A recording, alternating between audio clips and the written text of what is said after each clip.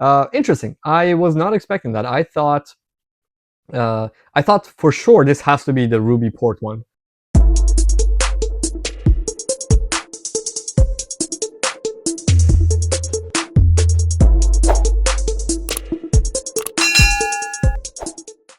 Welcome to Whiskey and SV. I'm your host Sam, and tonight we're going to be drinking some Found North whiskey.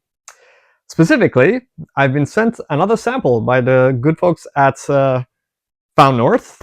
They have sent me this beautifully packaged sample of Found North. Unfortunately, it seems like there has been a leak on this thing. Let's see. Oh no, there has been a little bit of a leak. That's okay. There's still more than enough left in here to try it. A little bummed out that it leaked, but that's fine. Oh man, that smells really good, even though it's mixed with all the paper in here. Okay, let's set this aside. So this is the first time that before the release, they actually had a sort of a launch party, and they invited everyone to be on a Zoom call. Unfortunately, with my new work and the busy schedule that I have, I was not able to attend that call and to hear from Nick and Zach and Steven about this special release. But regardless, they have sent over a package with the technical information for this. So I'm going to read that. And actually, like a full disclosure, I have read it before. That's why I brought these two out for comparison. I'll explain in a second why I have those there. Okay, so for batch 11, it says batch 11 is composed of 6 corn components, 2 different ryes, and lastly, a single new wood cask of Peregrine First Flight. By using 18-year, 23-year, and 24-year corn components aged in new wood, as well as the Peregrine New Wood cask, we get multiple expressions of oak and baking spice. It's like a quartet of voices singing the same note across multiple octaves, adding depth and profound unity to the composition. Dense aromatics of earthy baking spice, sweet wood phenols, and creamy herbal notes abound.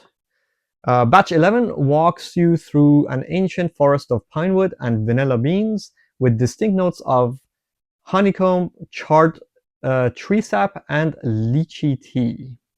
Batch 11 lands thick like caramel meandering across the top of chocolate lava cake.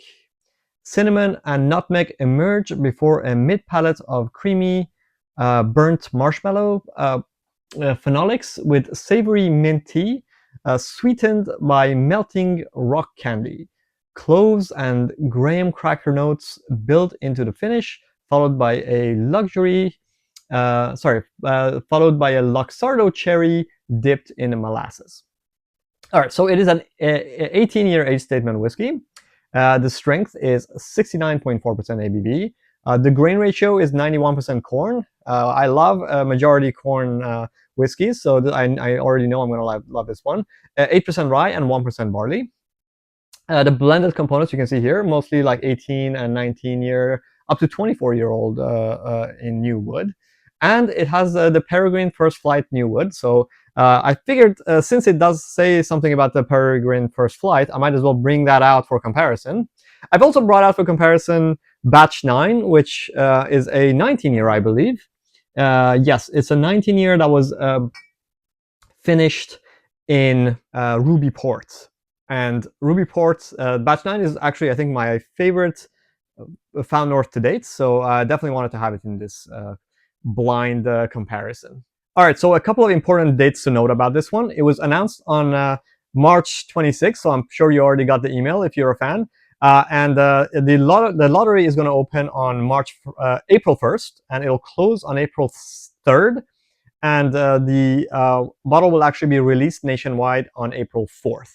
So if you're interested in this one, definitely make sure to go and sign up for the lottery, and you get the chance to purchase this bottle and add it to your collection and drink it.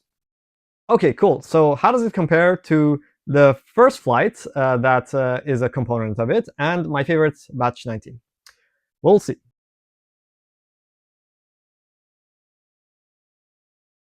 All right, so as usual, I'm going to nose them first, give you some notes, then taste them, give some more notes, tell you my preference, guess which is which, and then yeah, and then we'll do the reveal. Here we go. First one. Ah, yes. This is quite sweet, and it has a very distinct fortified wine, sort of like a port influence. So I tend to think that this might be batch 9. Very, very sweet and molassesy on the nose. Okay, let's go to the second one. This smells much older. This was much more berries and fruits from sort of a fortified wine type experience. This one is more of a dusty note to it. Definitely skews more towards like a bourbon nose. This one's more like a finished bourbon. This one is just like a more towards a regular bourbon. It also does have some wine, fortified wines type influences. I believe the original Peregrine some had cognac casks in it. So yeah, it was American Oat and ex cognac. So it could be the Peregrine. I haven't had the new batch 18, but so far I'm thinking this is batch 9. This is Peregrine. Let's see what this is. Yeah, this is definitely closer to the second one. So these two are more on the same sort of closeness, and this one is like a differently and unique in its own way. I think this one definitely tastes a little bit more like it has like more of those dusty notes, kind of a Rick House funk type thing. Hard for me to know between these two which one I prefer. I think on the nose they're very similar, but this one definitely stands out as the odd one out. Right, let's get to the palate and see what they're like. That's quite nice. Obviously sweet like a bourbon because it's majority corn. I don't think it's a cognac influence because cognac is a little bit more like I think the cognac influence is definitely different than the port influence. So relatively confident that that must be batch 9, which I like a lot. Okay, let's go to this next second one. Yeah, this is definitely like just way more like dusty notes. This comparatively, I think this is really in your face finished. This is more subtle. So yeah, depending on your preference, you might like one or the other. Yeah, there's more of a cognac influence on this, and that comes across as to me as sort of like a brandy almost. It just comes across as more of an oxidized type of a wine that's being concentrated. Let's go to the last one and see what that one's like. Yeah, this is very similar to the second one. It has more spices than the second one, I feel. Significantly more spicy. There's a little bit of bitters that also come out, which I forgot to mention about this one as well. Yeah, they're both very good. I think I need to spend a little bit more time with all of these. So I'm probably going to fast forward the next piece as I just gonna go one more time and taste them. Yeah, this is definitely more similar to that one. It does come across as a little bit bolder, to be honest. Okay, I'm probably just confusing myself now. I think based on my first instinct, right?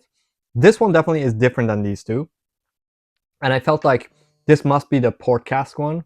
It has that distinct in-your-face finished whiskey type experience. However, in my mind, batch 9 was my favorite batch, but now that I'm having it next to these two, I'm actually tending to prefer whatever this is. I do. My guess is that this is the Peregrine. I would be very pleasantly surprised if this is batch 11, because if it is batch 11, that means I have a new favorite batch that is not an expensive one that's impossible to get. But I think more likely than not, this is probably the Peregrine, and this is batch 11. All right, let's do the reveal and see what we have. Okay, so this is number 1. So this is actually batch 11. Okay, well, this is 2, so it is the Peregrine. Okay, so I got the Peregrine right, and this is 3, which is the Ruby Port. Okay, interesting. I was not expecting that. I thought I thought for sure this has to be the ruby port one. Um, I don't know. That's really surprising to me. Um, all right, well, I guess it is what it is. I was kind of surprised because I was pretty sure that this is gonna be batch 9, but it wasn't. It was batch 11, and yeah, it's definitely a good batch. It's very different. These two were much more close together. It could be because these have been open for a while and they've oxidized, and this I only like just poured, even though it had some leak, and I only waited maybe 10 minutes before trying it, so that could have something to do with it. I'll probably have to revisit this, but regardless, if you are a fan of Fan North, I'm sure you're going to enjoy this one as well. And remember again, on April 1st, it'll open up for the lottery, and by April 3rd, you'll know whether you've won or not. And then, yeah, by April 4th, hopefully they'll ship it to you. So, well, thanks for watching. And if you're going to enter into this to win yourself a bottle, best of luck to you. And I will see you next time. Cheers.